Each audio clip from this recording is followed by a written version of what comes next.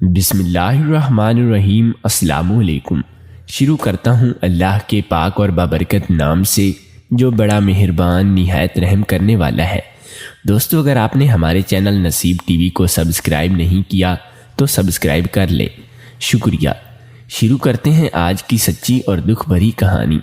میری دکان کے سامنے ایک نئے حکیم نے کلینک کھولا تھا۔ ایک رات میری بیٹی کی طبیعت خراب ہوئی تو اسی حکیم کے پاس لے گیا۔ وہ بالکل ٹھیک ہو گئی۔ اس کے کلینک کے باہر صرف عورتوں کا ہی رش ہوتا۔ میری بیٹی روز حکیم کے پاس آتی۔ گھر جا کر میں نے پوچھا تو میرے پاؤں پکڑ کر ہاتھ جوڑ کر کہنے لگی، بابا مجھے وہاں جانے سے نہ روکیں ورنہ آپ مر جائیں گے۔ بیٹی کی بات سن کر میں حیران ہوا۔ اگلے روز بیٹی کا حجاب پہن کر خود گیا تو ہوش اڑ گئے۔ مجھے اللہ نے گورنمنٹ کی جاب دی تھی۔ میں پیشے کے لحاظ سے 7ویں گریڈ کا استاد تھا اور ساتھ ہی میں نے ایک کریانہ کی دکان کھولی ہوئی تھی۔ مجھے فارغ رہنا بالکل پسند نہیں تھا، لہٰذا میں نے مصروف رہنے کے لیے پڑھانے کے ساتھ ساتھ اس دکان پر بھی بیٹھنا شروع کیا۔ شروع میں تو میرے پاس میرے ہی کالج کے کچھ بچے ٹیوشن پڑھنے آتے تھے، لیکن سارا دن پڑھا کر میں تھک جاتا تھا، لہٰذا کچھ الگ کرنے کے لیے میں نے دکان کھول لی تھی۔ لیکن میرے شاگردوں کو میرے پڑھانے کا انداز اتنا اچھا لگتا تھا کہ وہ بیچارے میری دکان پر ہی مجھ سے پڑھنے آ جایا کرتے تھے۔ میں صبح کا وقت اسکول میں گزارتا تو شام میں دکان پر بیٹھ جاتا۔ یوں میرا وقت اچھا خاصا گزر جاتا تھا۔ مجھے کچھ ہی عرصہ ہوا تھا دکان کھولے ہوئے۔ پہلے 2 جگہ دکان کھول چکا تھا، لیکن وہاں لوگ بہت کم آتے تھے۔ پھر میں نے اس نئی جگہ کا انتخاب کیا۔ میری دکان کے سامنے ایک حکیم کا کلینک تھا۔ اس کے کلینک کے باہر ہمیشہ بہت ہی رش رہتا اور عموماً عورتوں کا ہی رش ہوتا۔ مجھے زیادہ تو خبر نہیں تھی، لیکن لوگوں سے سنا تھا کہ وہ حکیم انتہائی اچھا ہے اور سب کا شرطیہ علاج کرتا ہے۔ مجھے یہ سن کر بہت خوشی ہوتی تھی کہ چلو اللہ نے اس کے ہاتھ میں شفا رکھی ہے۔ اچھا ہے کہ اس کے علاج سے لوگوں کو فائدہ ہو رہا ہے، اور فائدہ بھی ایسا کہ لوگ بار بار اس کے پاس آتے ہیں۔ نہ صرف خود اس کے پاس آتے بلکہ باقی لوگوں کو بھی یہی مشورہ دیتے کہ انہی حکیم سے علاج کروائیں، بہت فائدہ ہوگا۔ میرے لیے یہ خوش کن بات تھی۔ ظاہر ہے آج کل ہر ایک ڈگری لے کر بغیر کسی تجربے کے پیسے کمانے کے چکر میں کلینک کھول کر بیٹھا ہے اور لوگوں کا الٹا سیدھا علاج کر کے یا تو انہیں مزید بیمار کر دیتے ہیں یا تو انہیں موت کے دہانے پر پہنچا دیتا ہے۔ ان سارے حالات میں اگر کسی کی دوا دارو سے لوگوں کو شفا مل رہی تھی تو یہ بہت ہی اچھی بات تھی۔ میں ہر روز دوپہر کو جب اسکول سے واپس آتا تو 2 گھنٹے کے لیے ریسٹ کرتا۔ میرے معمول میں یوگا بھی شامل تھا۔ میں نے جوانی میں یوگا سیکھی تھی اور اب تک گھر میں فارغ اوقات میں اس کی مشق کرتا تھا۔ یوگا کرنے سے میرا دماغ فریش رہتا تھا اور پھر فریش ہو کر دکان پر چلا جاتا۔ چونکہ اس حکیم کا کلینک میرے دکان کے سامنے ہی تھا تو میں لوگوں کا آنا جانا بخوبی دیکھ سکتا تھا۔ لوگ بہت آس سے اس کے پاس آتے تھے اور خوش ہو کر جاتے تھے، گویا حکیم سے ملتے ہی ان کو شفا مل جاتی ہو۔ میں یہ دیکھ کر اکثر حیران بھی ہوتا کہ بھئی ایسی بھی کیا بات ہے اس حکیم میں، یا ایسا کیا خاص ہے کہ اس کے علاج میں تو جو تجربے کیے بغیر لوگ کلینک سے باہر نکلتے ہی خوش ہو جاتے ہیں۔ ظاہر ہے کوئی بھی ڈاکٹر یا حکیم جب علاج کرتا ہے تو دوا اور دعا دونوں وقت لیتی ہیں۔ ان کے اثر ہونے میں تھوڑا بہت تو ٹائم لگتا ہے، لیکن یہاں تو گویا انہیں شفا یابی کی۔ شروع میں تو میں نے کچھ زیادہ غور نہیں کیا، کیونکہ میری دکان پر بھی اکثر رش ہی ہوتا اور پھر کچھ شاگرد پڑھنے بھی آتے تھے تو ان کو پڑھانے میں وقت نکل جاتا۔ لیکن ظاہر ہے جب کوئی چیز یا بات آپ کے سامنے ہو رہی ہو اور روزانہ وہی ماحول وہی منظر دیکھنے کو مل رہا ہو تو انسان نوٹ کرنے لگ جاتا ہے۔ میں بھی غیر ارادی طور پر حکیم کے کلینک پر موجود رش اور عورتوں کے خوش دیکھ کر نوٹ کرنے لگ گیا تھا کہ پہل تو ایک عام بات سمجھ کر میں نے اگنور کر دیا تھا، لیکن روز کے اس معمول نے اب مجھے بھی متجسس کر دیا۔ میری ایک ہی بیٹی تھی جو کہ ہم دونوں میاں بیوی کی کل کائنات تھی۔ کچھ دنوں سے اس کی طبیعت خراب تھی۔ پہل تو میں نے اسے قریبی دوسرے ڈاکٹر کو دکھایا، جس کی دوا سے وہ قدرے بہتر ہو گئی تھی۔ کچھ دن کی بہتری کے بعد پھر سے اس کی طبیعت خراب ہو گئی تھی۔ میں نے پھر سے اسی قریبی ڈاکٹر کو اسے دکھایا، جس کی دوا سے وہ وقتی طور پر ٹھیک تو ہو گئی تھی، لیکن پھر اس کی طبیعت خراب ہو گئی تھی۔ ہم دونوں میاں بیوی کے ہاتھ پاؤں پھولے جا رہے تھے۔ ظاہر ہے ہماری اکلوتی بیٹی تھی، اگر خدا نہ خواستہ اسے کچھ ہو جاتا تو ہم کیا کرتے؟ میری بیٹی کی طبیعت مزید خراب ہوتی جا رہی تھی۔ اس سے پہلے کہ ہماری کوتاہی یا تاخیر کی وجہ سے ہمارا کچھ نقصان ہو جاتا، میں اپنی بیٹی کو اسی حکیم کے کلینک پر لے گیا۔ وہ حکیم چونکہ صرف عورتوں کا علاج کرتا تھا، لہٰذا میں نے اپنی بیٹی کو کہا کہ خود ہی اندر چلی جاؤ۔ میری بیٹی اندر گئی اور تھوڑی ہی دیر بعد واپس آئی تو وہ بالکل ٹھیک تھی، ایسے گویا اسے کچھ ہوا ہی نہ ہو۔ یہ دیکھ کر میں تو بہت ہی حیران ہوا، لیکن ساتھ میں خوش بھی ہوا کہ میری بیٹی ٹھیک ہو گئی ہے۔ یقیناً یہ اللہ کی طرف سے معجزہ اور حکیم کے علاج کا نتیجہ تھا۔ میں غائبانہ طور پر حکیم سے بہت متاثر ہو رہا تھا۔ اس کے بعد میری بیٹی ہر روز اسی حکیم کے پاس جانے لگی۔ شروع میں جب میں نے پوچھا کہ بیٹا کیوں جاتی ہو، کہنے لگی کہ بابا حکیم کہتا ہے علاج روز ہوگا، اسی لیے روز آنا ہوگا۔ میں یہ سن کر چپ ہو گیا کہ شاید چند دنوں تک علاج چلتا رہے گا، لیکن میری بیٹی اب روز حکیم کے پاس جانے لگی تھی۔ مجھے کھٹکا رہنے لگا تھا کہ آخر حکیم کا ایسا کون سا علاج ہے جو وہ روز کرتا ہے۔ میری بیٹی کو ٹھیک ہوئے تو کافی دن ہو گئے تھے، پھر یہ کون سا علاج ہے کہ جو روز ہوتا ہے اور میری بیٹی کے ٹھیک ہونے کے بعد بھی ہو رہا ہے؟ میری بیٹی کا روز وہاں جانا مجھے اچھا نہیں لگتا تھا، لہٰذا میں اپنی بیٹی کو صاف اور سخت لفظوں میں منع کر دیا تھا کہ اب سے تم حکیم کے کلینک میں نہیں جاؤ گی۔ یہ سن کر میری بیٹی پھوٹ پھوٹ کر رونے لگی اور میرے قدموں میں گر گئی۔ میں یہ دیکھ کر بہت پریشان ہوا کہ آخر میری بیٹی کو اتنا رو کیوں رہی ہے۔ میری بیٹی نے میرے پاؤں پکڑ کر ہاتھ جوڑ کر مجھے روتے ہوئے کہا کہ بابا آپ مجھے وہاں جانے سے نہ روکیں، ورنہ آپ مر جائیں گے۔ یہ سن کر تو میں ششد رہ گیا تھا کہ میری بیٹی یہ کیا کہہ رہی ہے۔ میری بیٹی چونکہ بہت رو رہی تھی، لہٰذا میں نے اسے دلاسا دیا اور کوئی سوال نہیں کیا، کیونکہ وہ پہلے ہی بہت پریشان تھی۔ مجھے اس کی باتوں نے بے حد پریشان کر دیا تھا۔ آخر میری بیٹی حکیم کے پاس کیوں جاتی ہے؟ اگر جاتی ہے تو روز کیوں جاتی ہے؟ اور حکیم ایسا کون سا علاج کرتا ہے جو میری بیٹی وہاں جانے کو اتاولی ہوتی ہے؟ اور سب سے بڑی اہم بات، میری بیٹی نے ایسا کیوں کہا کہ اگر وہ حکیم کے کلینک پر نہیں گئی تو میں مر جاؤں گا؟ یہ ساری باتیں میرے ذہن میں عجیب و غریب وسواس و خیالات کو جنم دے رہی تھی اور میرا دل دہلا جا رہا تھا۔ میں نے وہاں سے اٹھتے ہی ایک فیصلہ کر لیا تھا کہ اب اس سارے معاملے کا میں خود پتہ لگا کر رہوں گا۔ اگلے ہی روز میں اپنی بیٹی کا حجاب اوڑھ کر حکیم کے کلینک کی جانب بڑھا۔ چونکہ حکیم صاحب عورتوں کا علاج کرتا تھا اور مردوں کا آنا یقیناً ممنوع تھا، اسی لیے میں اپنی بیٹی کا حجاب لیے حکیم کے کلینک گیا۔ میں جیسے ہی اندر گیا، حکیم کو دیکھتے ہی میرے ہوش اڑ گئے تھے۔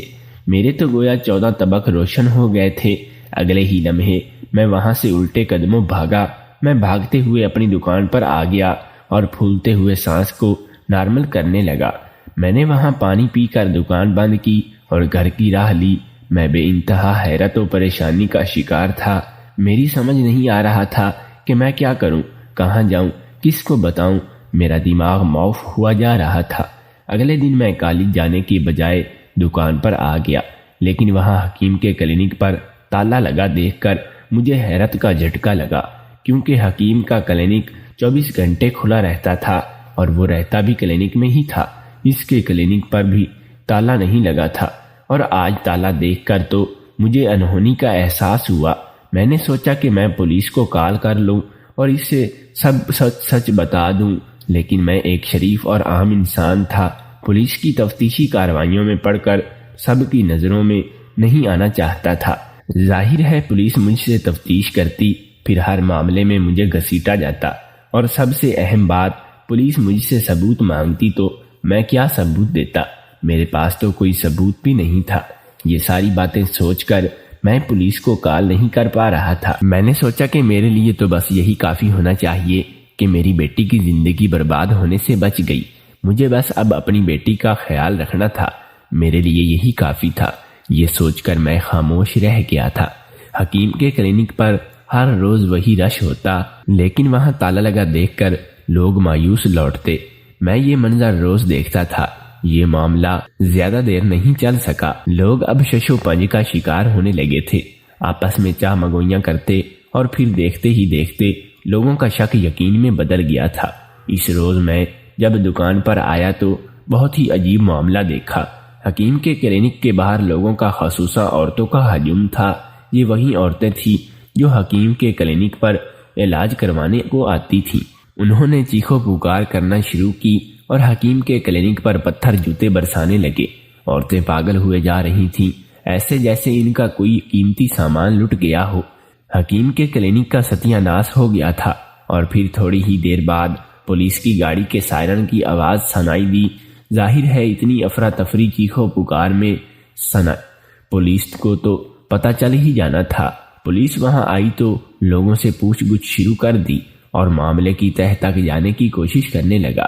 میرا بارہا دل کیا کہ اب تو ہمت جمع کر کے پولیس کو سب بتا دوں، لیکن پھر متجسس ہو کر تماشائی بنے رہنا۔ دیکھتے ہیں پولیس کیا کرتی ہے، کیسے پتہ لگاتی ہے۔ پولیس کو پتہ لگا کہ حکیم کا کلینک کافی دنوں سے بند تھا اور وہ فرار ہو چکا تھا، لیکن عورتیں اب اس کی غیر موجودگی میں پاگل ہوئے جا رہی تھیں۔ وہ چاہتی تھی کہ حکیم ہی ان کا علاج کرے۔ یہ صورتحال کافی سنگین تھی۔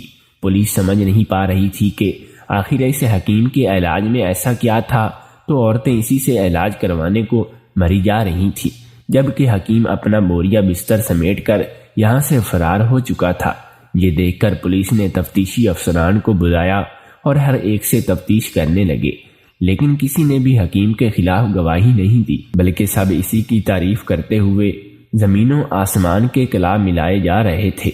پولیس کا یہ معاملہ سنگینی کے ساتھ پیچیدہ بھی لگا کہ جب حکیم کا علاج اتنا بہتر تھا تو پھر وہ راتوں رات کہاں چلا گیا، کیوں فرار ہوا؟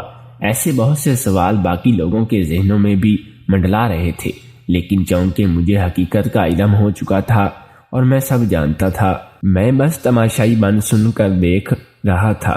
دل نے تو بہت چاہا کہ پولیس کو خبر کر دوں، لیکن پھر خوف کے گھیرے میں آ جاتا کہ مفت میں گھسیٹا ہی نہ جاؤں، جبکہ میرے پاس کوئی ثبوت بھی نہیں۔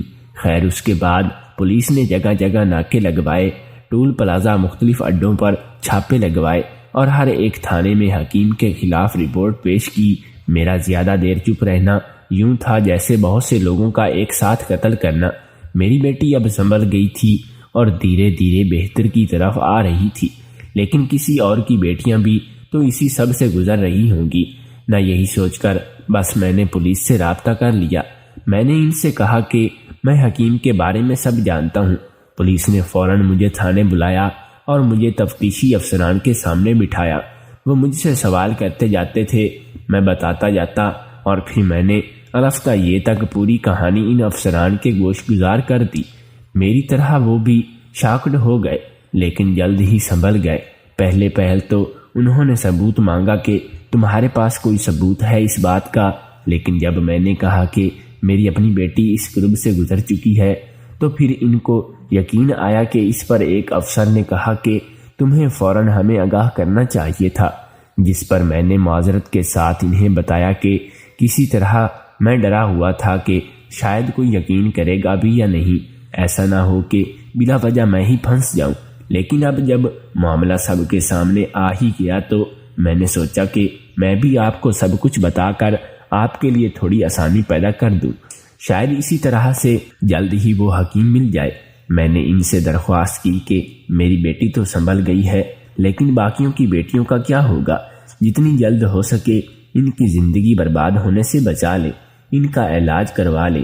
یہ سن کر تفتیشی افسران نے میری بات کی تائید کی اور پھر مزید جتنی جلدی ہو سکتا تھا وہ بھی دن رات ایک کر کے حکیم کو تلاش کرنے لگے۔ ادھر میں نے تھانے سے نکل کر گھر واپس آ گیا۔ تھوڑی دیر کے ریسٹ کے بعد میں پھر دکان پر چلا گیا، لیکن حکیم کے کلینک کے سامنے اب بھی لوگوں کا کثیر تعداد میں ہجوم دیکھ کر ٹھہر گیا۔ بہت سے لوگ اس آس پر وہاں آئے تھے کہ کیا پتہ حکیم واپس آ گیا ہو اور وہ اس سے علاج کروا سکے۔ اگر میں بے خبر ہوتا تو یقیناً ان سب سے اتنا کچھ ہونے کے باوجود اس حرکت پر حیران رہ جاتا، لیکن جب کہ مجھے سب پتہ لگ گیا تھا تو میرے دل سے افسوس کے سوا کچھ نہیں نکل رہا تھا۔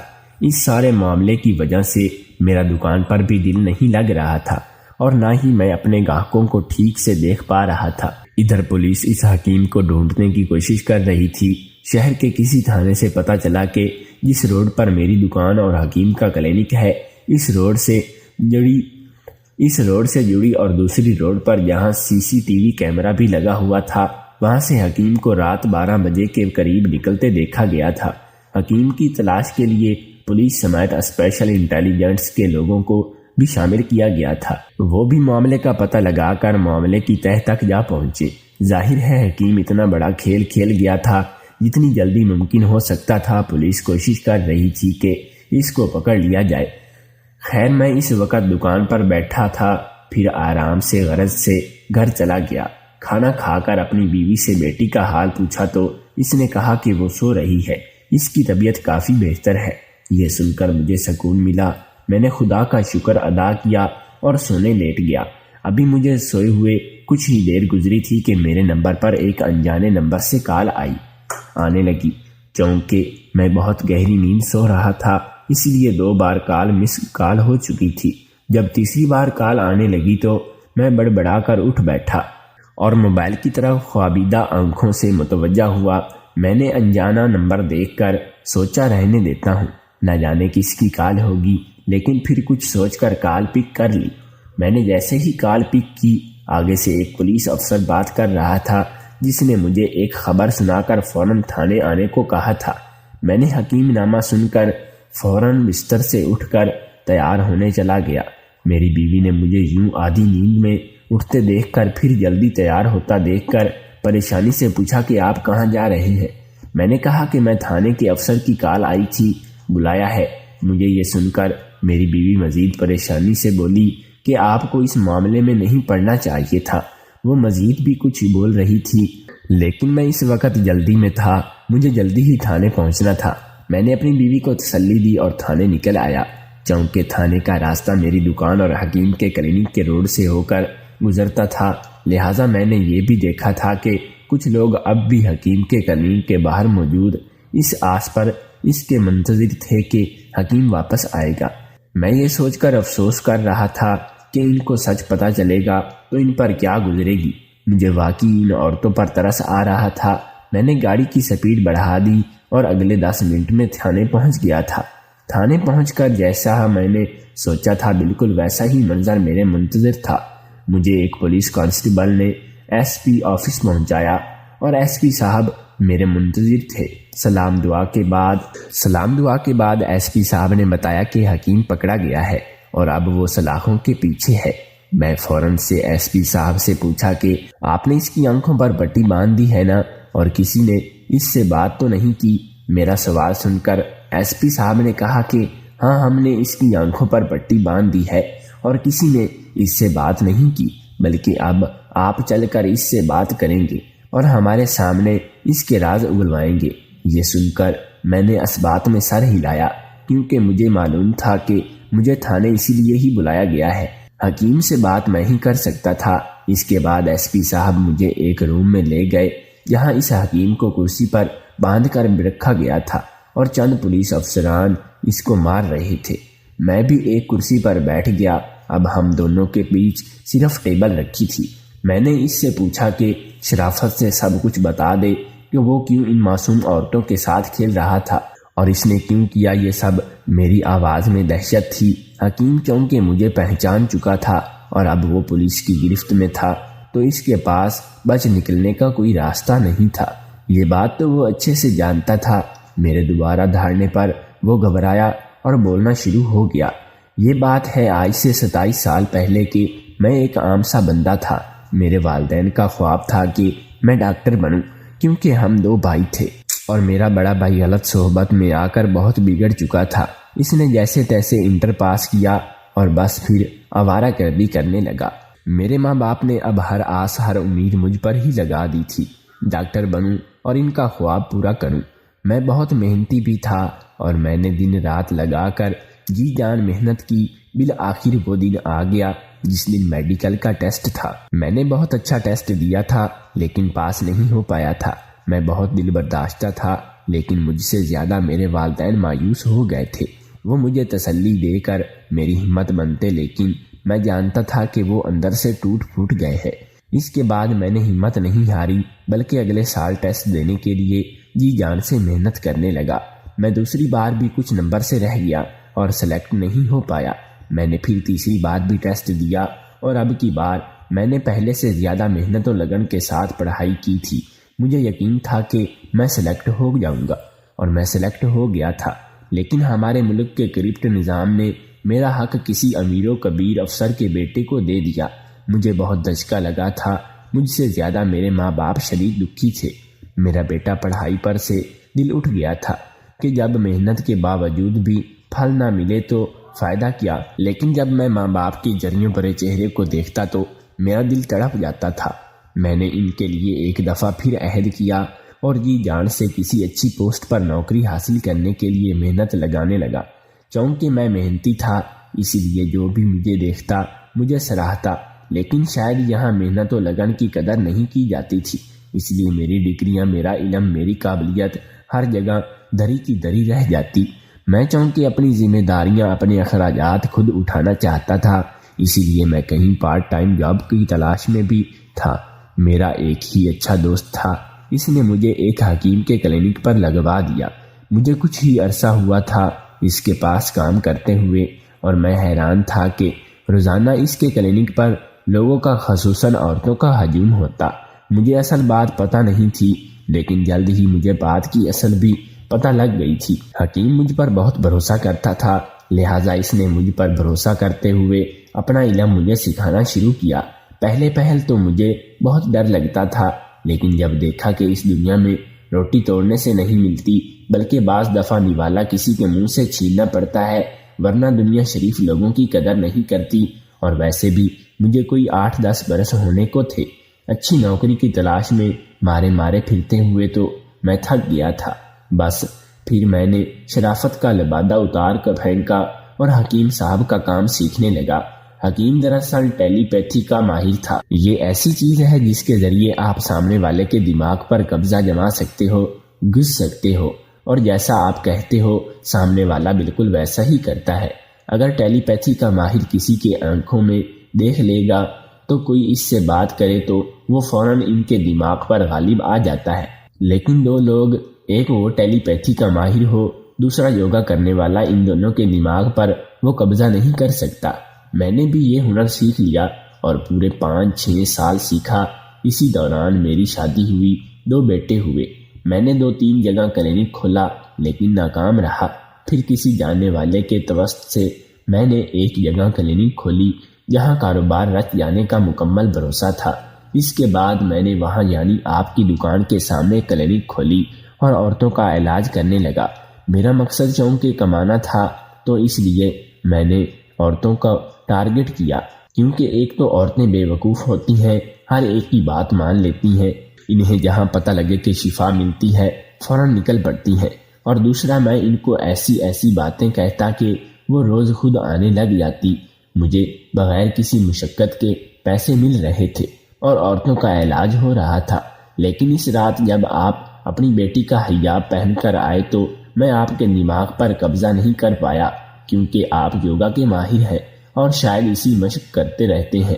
آپ کی وجہ سے میرا کلینک کام سب ختم ہو گیا۔ یہ کہہ کر حکیم نے سر جھکا لیا۔ پولیس والے اب اس کو دوبارہ سلاخوں کے پیچھے ڈال رہے تھے اور میں سوچ رہا تھا کہ یوگا میں نے جوانی میں مصروف رہنے کے لیے اور شوق میں سیکھا تھا اور پھر گھر میں ہی کبھی کبھی فارغ اوقات میں کر لیا کرتا تھا۔ آج اس کی وجہ سے کتنی عورتیں بچ گئیں۔ مجھے ان عورتوں کے ذہن سے اس ٹیلی پیتھی کا اثر نکالنا تھا جس کی وجہ سے وہ حکیم کو سب کچھ سمجھ بیٹھی تھی، جیسا کہ میں نے اپنی بیٹی کے ذہن سے نکالا تھا، کیونکہ ٹیلی پیتھی کا ماہر یا